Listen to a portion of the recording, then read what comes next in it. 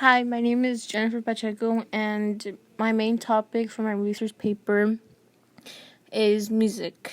I researched how people from different economic standings learn how to play or create music.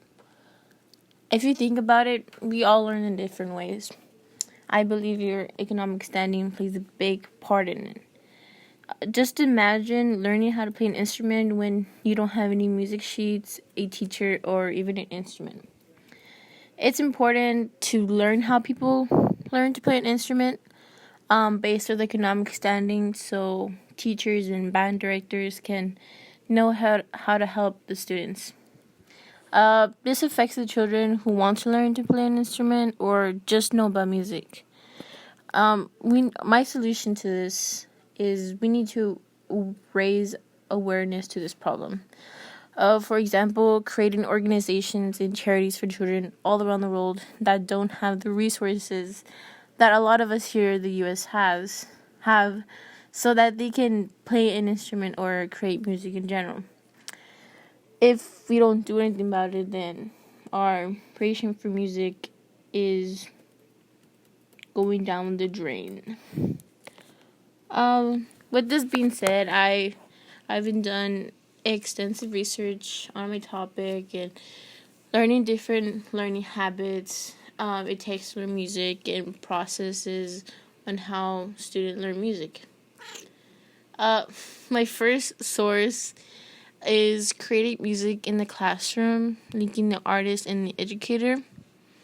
The author suggests that it's important for educators and professional musicians to work together. In the article, it states the process for building and evaluating a piece of music between a student and a teacher. It explained how you should teach the student from how the environment should be established to the goals the artist should have in order to have an interest in exploring creativity and imagination. That's basically.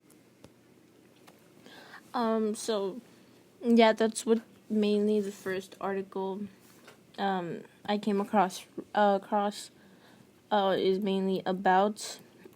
As I continued, I came across another article named Instrumental and Vocal Teaching: How to Music Students Learn and Teach. This article examines the attitudes of 9 students engaged in giving instrumental lessons, and it explores their development as teachers and their understanding of some key concepts of teaching and learning.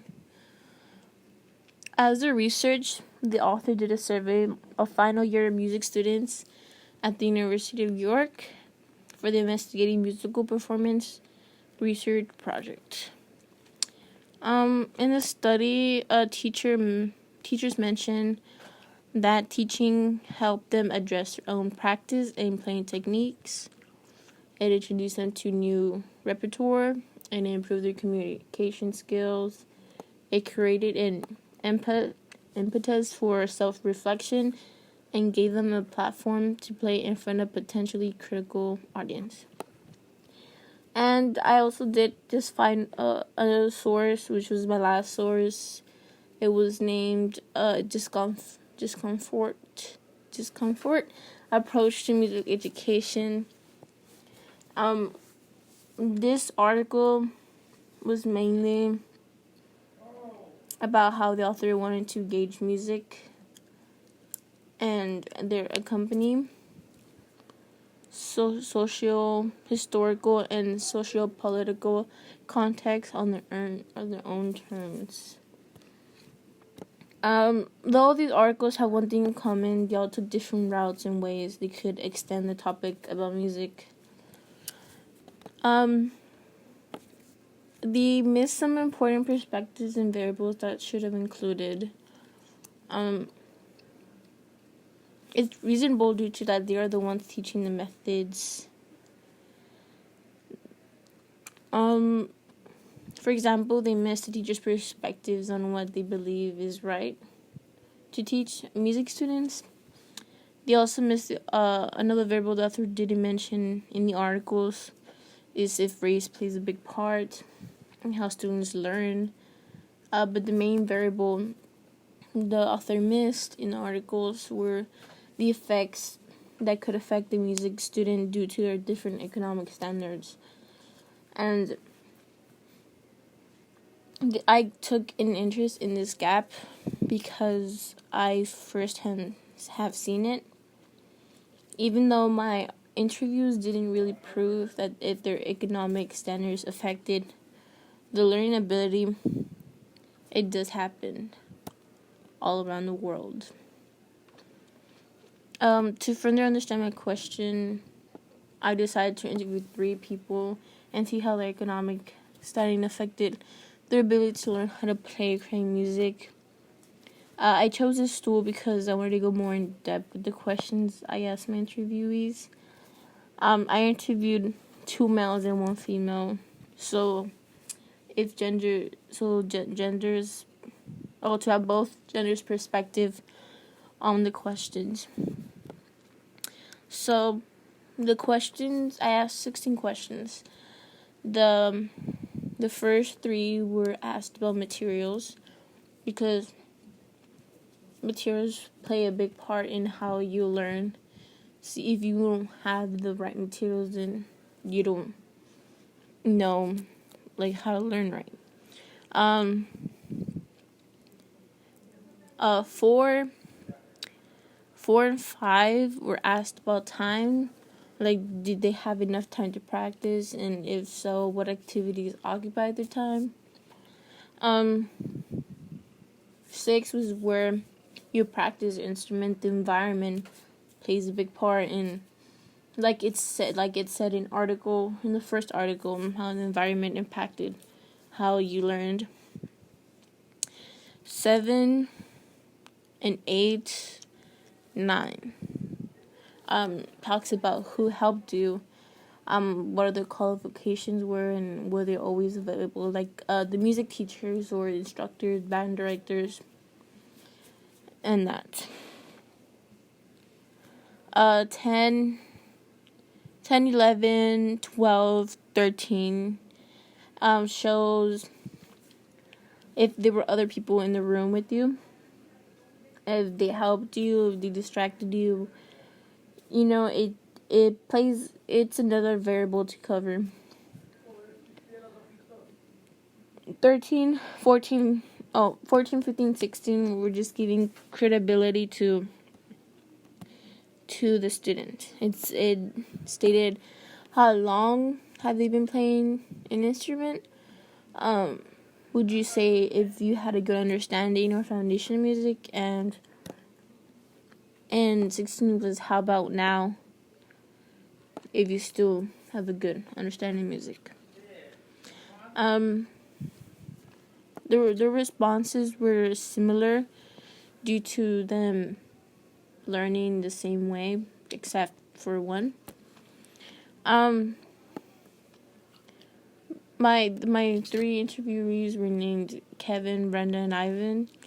Brenda and Ivan had similar responses due to them learning in school, where band directors and music teachers were easily available to them.